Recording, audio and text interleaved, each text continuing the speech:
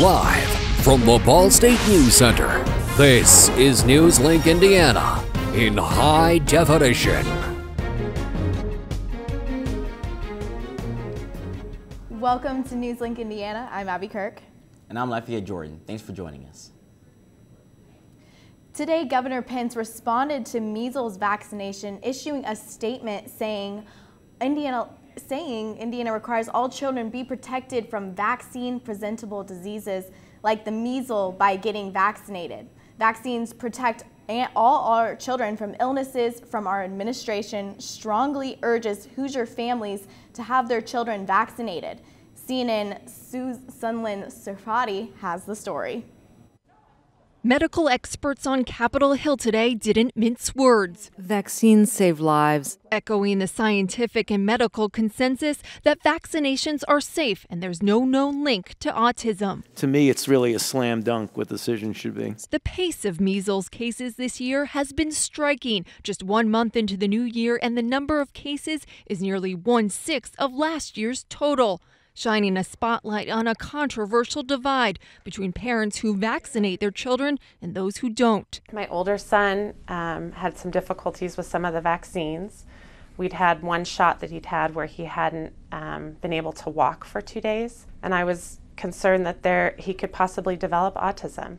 Recently, comments by two top potential Republican candidates for president poured some fuel on the fire. While in support of vaccinations, both argue it's a decision for parents to make. I've heard of many tragic cases of walking, talking, normal children who wound up with profound mental disorders after vaccines. The parents need to have some measure of choice in things as well. So that's the balance that the government has to decide. A spike in measles cases is troubling, as medical experts say there is a risk measles could reestablish itself in the United States.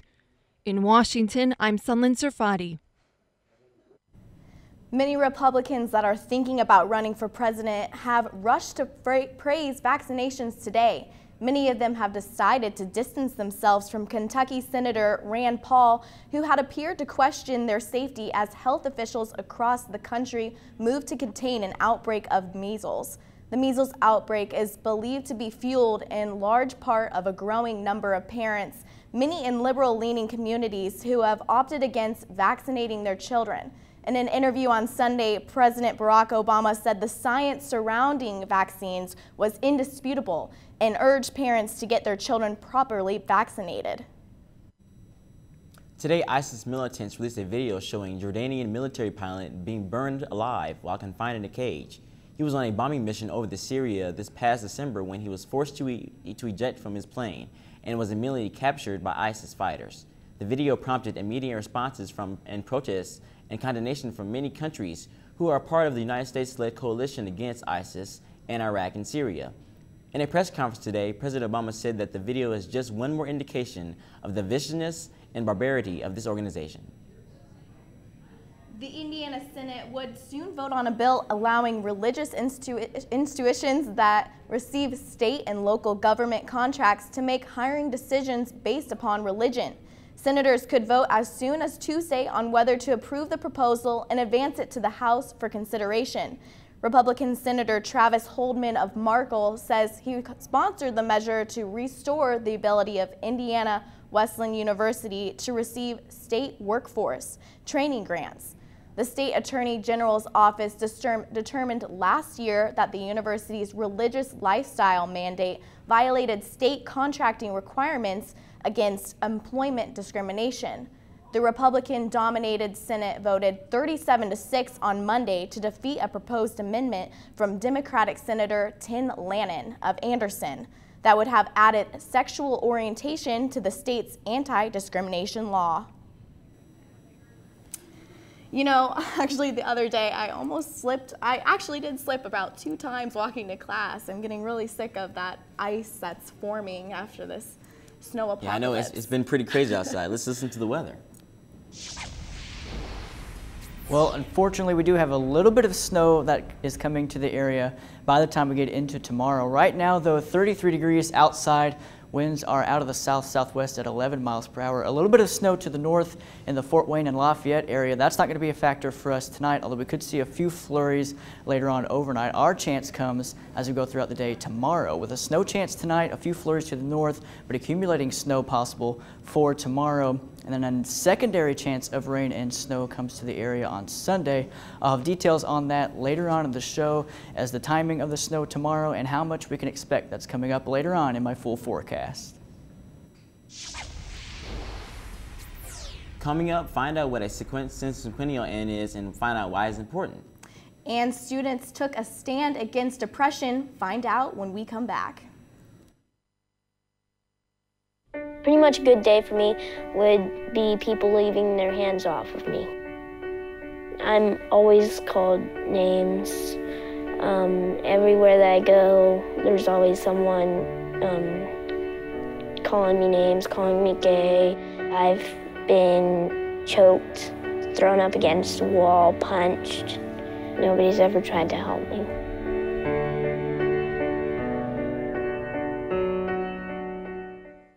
From the Ball State News Center, you're watching NewsLink Indiana in high definition. The art gallery in the atrium has taken on an exhibit where the rules are a little backwards. They actually want you people to touch the artwork. NewsLink Indiana's Madeline May has more. The city of Muncie is celebrating its 150th birthday this year. Community members came together to reflect on the past and look forward to the future. B. Kirkham has a story. 2015 marks 150 years for Muncie. Community members celebrated the sesquicentennial at the Minnetrista. Muncie Rotary President Dale Basham explains what sets Muncie apart. This is Muncie. It's not Louisville. It's not Indianapolis. It's not Connorsville. It's Muncie. And we decided this day to celebrate all that is Muncie. It's unique. My mother used to say to me, Dale, flaunt the best and hide the rest. And that's what we're doing today. And while Muncie residents are excited to celebrate the community's history here at the Minnetrista, they are always encouraged to look ahead. Aaron Kidder, consultant for Mayor Dennis Tyler, explains how the younger generation can make this more than just a celebration. From the younger people that are running their nonprofits, the older people that are maybe a little bit more institutionalized. I think what's special about Muncie is that we realize that it takes Muncie working as a team to move it forward. Mayor Dennis Tyler officially declared 2015 as a sesquicentennial year. Additionally, he explained his aspirations for Muncie in the years to come. By this action, let it be known as I, as mayor of the city of Muncie, Indiana, urge all citizens to celebrate this year with goodwill, gratitude, and a generous spirit. Three qualities which define our city as America's hometown. While the Muncie community is happy to recognize its accomplishments from the last 150 years, they still know that there is always room for improvement. In Muncie, Bree Kirkham, NewsLink, Indiana. Mayor Tyler also read from the Delaware County's history book recounting the vote that was allowed Muncie to become a city 150 years ago. Depression has long been an issue with college students. That suicide awareness were brought to the BSU public on Monday night. NewsLink reporter Felicia Donaldson gives us the report. Monday ended with a walk to remember. The student action team set up the first ever walk entitled Journey to Hope. Here, students could write encouraging notes, listen to speakers, and earn surprises for their support. Carly Hendershot was the first speaker, and she was there to tell her story. I really wanted Journey to Hope to be an area where students can feel safe to be able to talk about what they have gone through and share with others their experiences and relate to others. And I think it's a great place where students can kind of just share how they feel and what they've been through. What really helped me was kind of just this thought of like having a hand to help me out of the hole.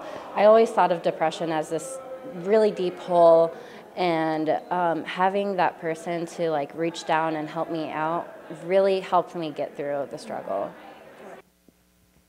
President of the Student Action Team, Lauren Underwood, tells us more about this event.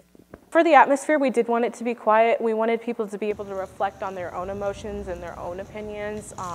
And then at the end, it'd be the light at the end of the tunnel where they can come back and really reflect on what they just saw and what they just witnessed. And then also for them to come back and be that light. Messages were displayed in a hope sign, reminding students that all you need is an encouraging word.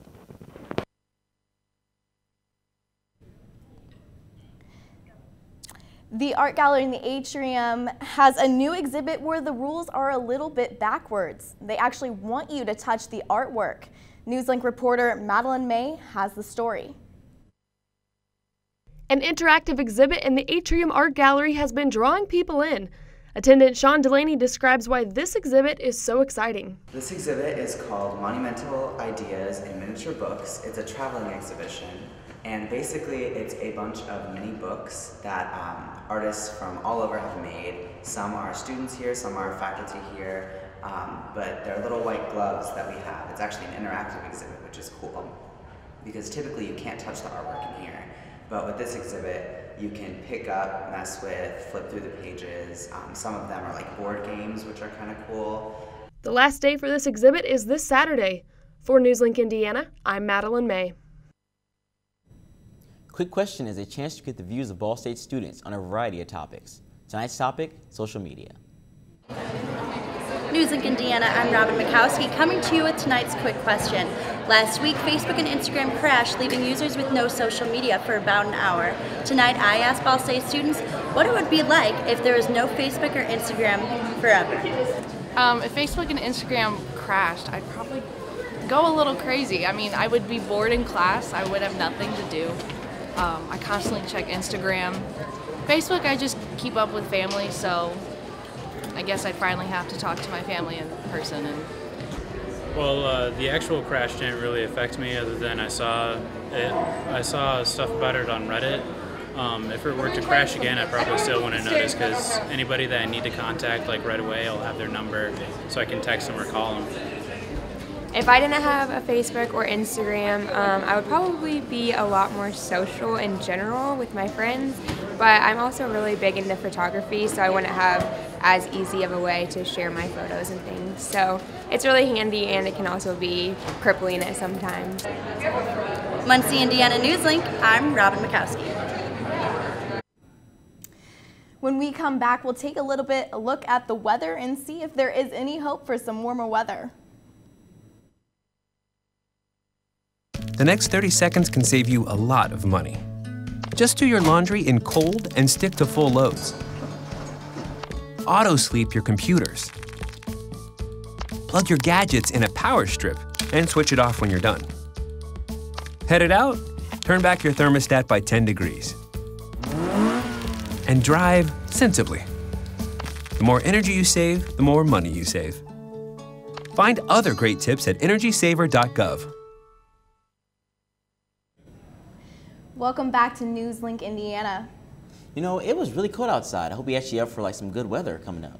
I sure hope so. You know, I'm really ready for some warmer weather. Yeah. Let's check out, see what's in the weather. Well guys, some good news and bad news. We do have a couple of days of cold weather to get through these next couple of days. Then we finally get a warm up as we go throughout the rest of the week. But here's a time lapse on top of Sursa Hall looking down on the scramble light here on campus. Some snow still on the ground from this past weekend's snow.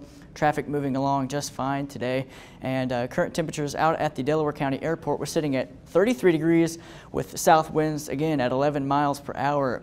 Feels like 24 degrees out there. Temperatures aren't going to budge a whole lot as we go throughout the overnight as well, and temperatures across the state, again 33 here in Muncie, it's also 33 in Indy, Lafayette, and down to the south in Bloomington as well. As I said, we're not going to move a whole lot, but we do have some cooler weather up to the north in the Dakotas and as well as Minnesota as well. That's going to come our way as we go throughout the day on Thursday. And again, we do have a chance of snow tomorrow. So let's take a look at our satellite and radar right now. Not too much to talk about in that cold core, but up to the north, especially around Chicago and even into the Fort Wayne area, we had some light snow earlier today that passed through our northern counties up near Marion and Hartford City as well.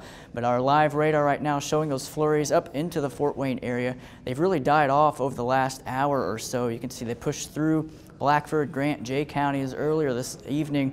They've since wound down and will stay a possibility of a few flurries during the overnight. But as we look at precision cast here tomorrow at 2 p.m., the leading edge of the snow between Fort Wayne down to the south of Lafayette, it'll push our way into Muncie by the later afternoon into the evening hours as well. But it will be moving through quickly as well, and we'll push through the area, leaving us with a little scattered activity of some flurries late Wednesday night and through the early morning hours on Thursday. We'll wake up to a few flurries on Thursday as well, and some cloud cover during the afternoon. And as we go throughout the evening, temperatures falling through the teens and eventually into the single digits for Thursday night and early Friday morning. But we do warm up under some cloud cover as well during the day on Friday. We'll get back into the 30s as skies stay between mostly to partly cloudy during the day. How much snow are we talking? Well, by the time we wake up on Thursday morning after this pushes out, we're looking at anywhere between 1 to 2 inches, possibly 3 in some locations, especially for any heavier bands set up. So something we'll keep an eye on. Shouldn't be too much of a trouble for the morning commute on Thursday, but something we will continue to keep an eye on. For tonight, though, again, a few flurries possible. The best chance will be to the north with a low tonight near 30 degrees. And then during the day, if you're headed out to the bus stop, you got the kids going to school, we'll have temperatures right around 30 for the morning commute. Then the snow moves in and temperatures fall through the upper 20s as the afternoon wears on. Again, 1 to 2, maybe 3 inches of snow is possible, and a high 32 degrees that will occur early on in the day with snow showers and temperatures falling throughout the day. The rest of the 7-day forecast, again, we got cold weather in store for Thursday with a high only around 17 degrees, single digits for lows on Thursday night. And we warm up 31 on Friday. And then another chance of rain, snow as we head into Saturday night into Sunday as well. Still some question marks on that as to how warm it will get on the day on Sunday. Should start out as rain and then transition over to a rain-snow mix as we go throughout Sunday afternoon and into the evening hours as well. Yeah, 1 to 2 inches, that's going to be really crazy. Yeah, we'll have to keep an eye on it, so just take your precautions when you're out on the roads tomorrow afternoon. Coming up, find out what will be going on inside Worthen Arena tomorrow involving social media.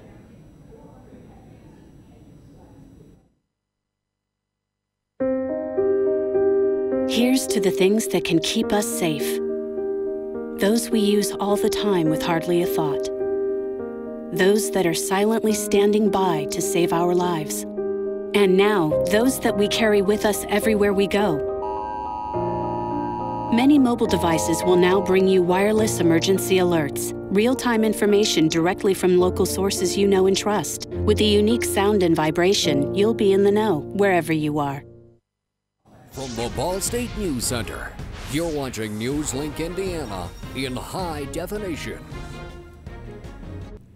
It's time for sports on NewsLink Indiana. Hello everyone, I'm Andy Wright. The first ever hashtag Chirp Chirp social media night takes place tomorrow at 7 p.m. during the Ball State men's basketball game against Buffalo. Kevin Thurman with Ball State Athletics came up with the idea and believes the inaugural event will be a big success. The main purpose of social media night is really to just engage with our fan base, both students and community. Obviously, it's a little bit more of a student-driven promotion. A lot of the student body, our generation, is on social media, Facebook, Twitter, Instagram. We're just wanting to integrate all of those channels, really communicate, start a conversation with our fans. You know, it's not one way. We're not just wanting to push out information. We want to hear back from the fans. We want feedback. We want to interact. You know, we want it to be fun. We've got a tweet your seat going on, so a lot of free prizes from our corporate partners, you know, photo contests. All of our contestants for in-game promotions are going to be picked over social media, and a lot of that promotion is actually going to start late tonight and early in the day tomorrow. It's not going to be just from 7 to 9. We're going to be doing some stuff on our channels prior to that, so, you know, be sure to like us on Facebook, follow us on Twitter and Instagram, all of that at Ball State Sports. 1,000 Ball State students will receive a personalized t-shirt with their own Twitter or Instagram handles on the back. Thurman said that some t-shirts are still available for students while supplies last. Now, the Ball State men's basketball team does play Buffalo tomorrow during that social media night. They've had a tough start to the non-conference season, losing 6 straight games after winning their first 2. Coach James Whitford says his team doesn't have much room for error tomorrow night against Buffalo. You know, they're extremely athletic. So it's not, you know, they have Moss and they have Shannon Evans, who are both probably first-team all-conference players. And then the guys around them, they got terrific athletes. So what they do is if you make a mistake, they strike like that.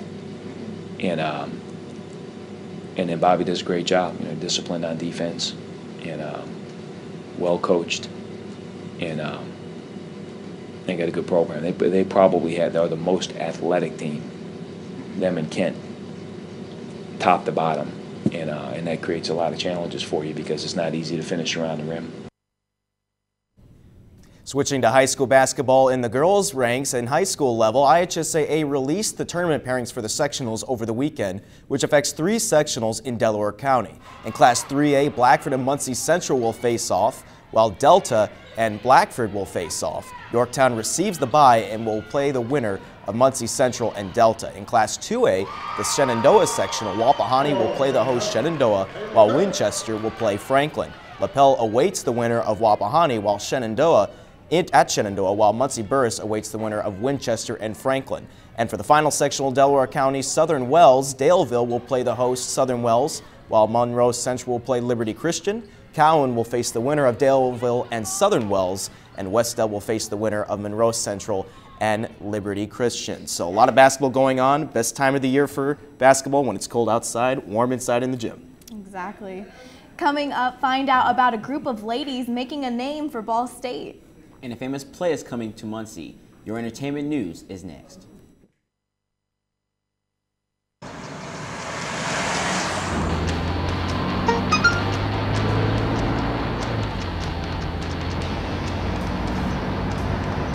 The average text takes your eyes off the road for nearly 5 seconds.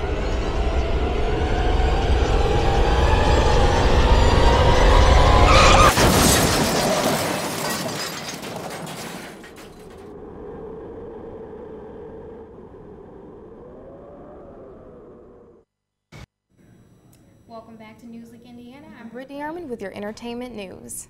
Ball State Acapella made a name for themselves at the International Championship of Collegiate Acapella competition in Chicago 2 weeks ago. Reporter Steve Prosser was able to talk with Ladies' Choice, which is Ball State's only all-female acapella group. Weekends ago, Ball State had the chance to represent 4 acapella groups at the ICCA's national competition in Chicago. Ladies' Choice, I had a chance to speak with them yesterday to see what their thoughts were on the competition. Hi, we're Ladies' Choice Acapella, and we just got back from Chicago for ICCA's.